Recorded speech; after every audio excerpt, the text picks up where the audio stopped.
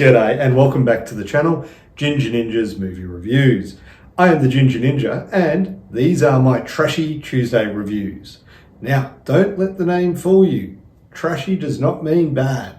By all means, it simply means these films have a unique quality about them that I'm delving into and checking out. And tonight we are looking at Rats, Night of Terror from 1984.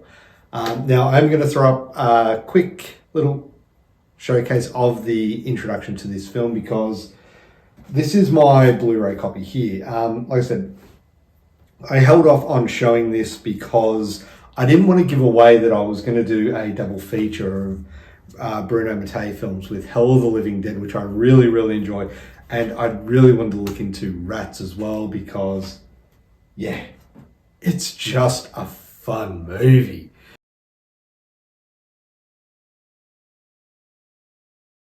So one of the reasons I held off on showing this when I did my Hell of the Living Dead is simply this introduction. So when I scroll across,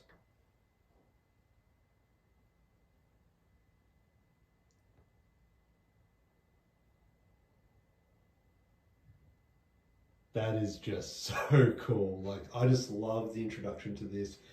Like, I can't say enough. This Blu-ray, it's a double feature, and man, it's got some great, great setup, great features on it. So yeah, let's get into it.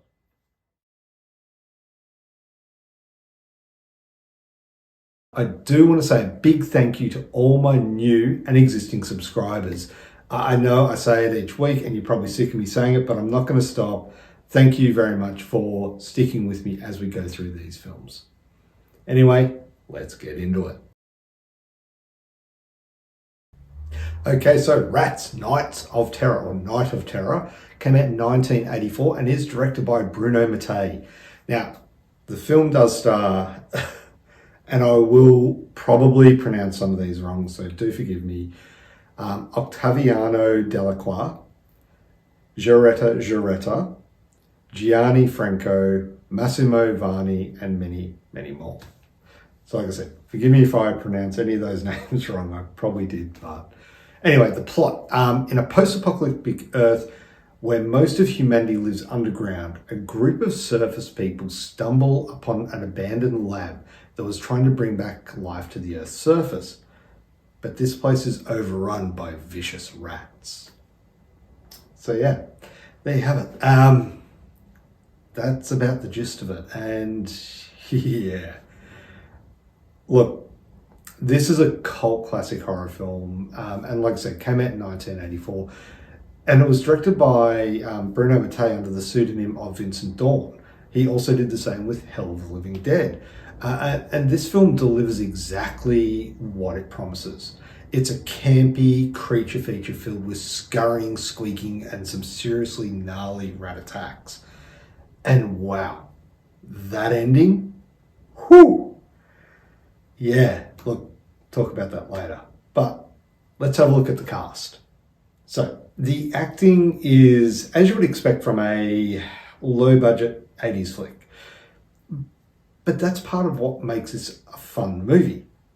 The characters are your typical horror movie stereotypes, and they're thrown into this absurd situation that you can't help but root for them or laugh at their misfortune.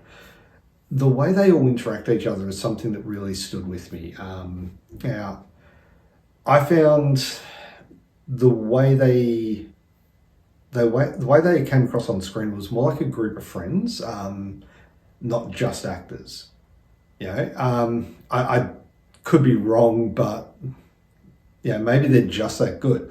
But they seem to have that camaraderie, outside of what they were doing. That definitely came across to me, and that's one of the reasons why, as a group, they actually stood out quite well to me.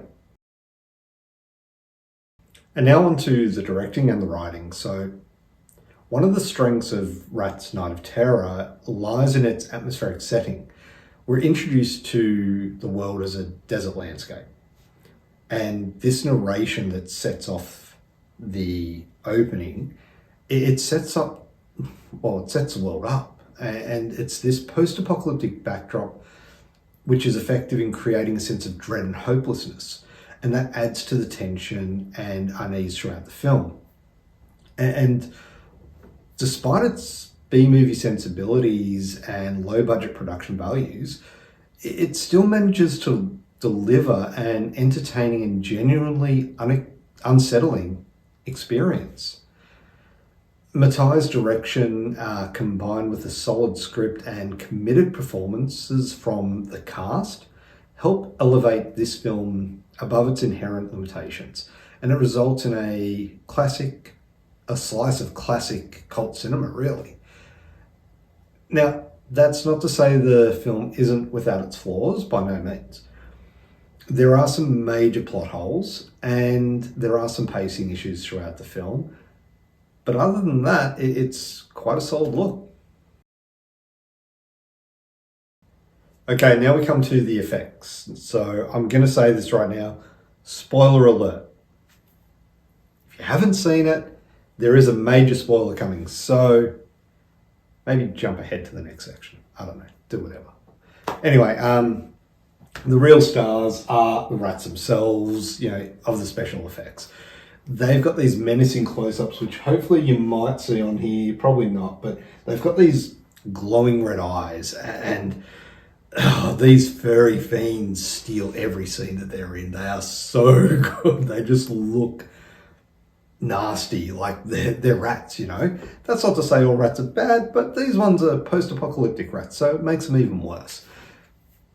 Now, while the special effects might be somewhat dated by today's standards, as you saw here, if it ever pops up again, I'm sure it will, there was a close-up which shoots into a guy's face, and you see just this torn flesh and things like that. And look, like I said, dated by today's standards, but they have a certain nostalgic charm about seeing these practical effects are just out there in all their gory, rubbery, gory glory, They just look good. Now, the spoiler that I mentioned was the ending. Oh, wow. I mentioned it before. That ending, the humanoid rats. Holy wow. What a... Yeah.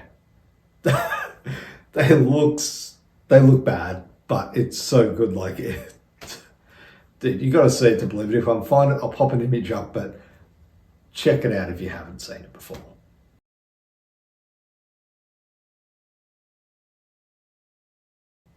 Okay, so rewatchability, and as you guys are aware, I do enjoy going back and rewatching films, whether it's, straight away, whether it's a year down the track, whether it's 2 years, whatever. I do enjoy rewatching films, but this is a tough one, as I really did enjoy this one, but it's not one that I would put into a high rotation, unlike other films of this genre and era, like, say, Demons or Hell of the Living Dead. Zombie creeping flesh, whatever you want to call it. It's probably not one that I would go back and rewatch quite frequently. What it does, though, is worth a watch. And I probably will go back and rewatch this again at some point. Okay, so finally, overall, I guess Rats, Night of Terror. I keep calling it Nights of Terror because I'm using Burial Ground, The Nights of Terror. Maybe they're linked somehow. I don't know. Maybe not. I don't know. Look, this may not be everyone's cup of tea, but for fans of campy horror and post-apocalyptic thrillers, it's a must-see, without a doubt.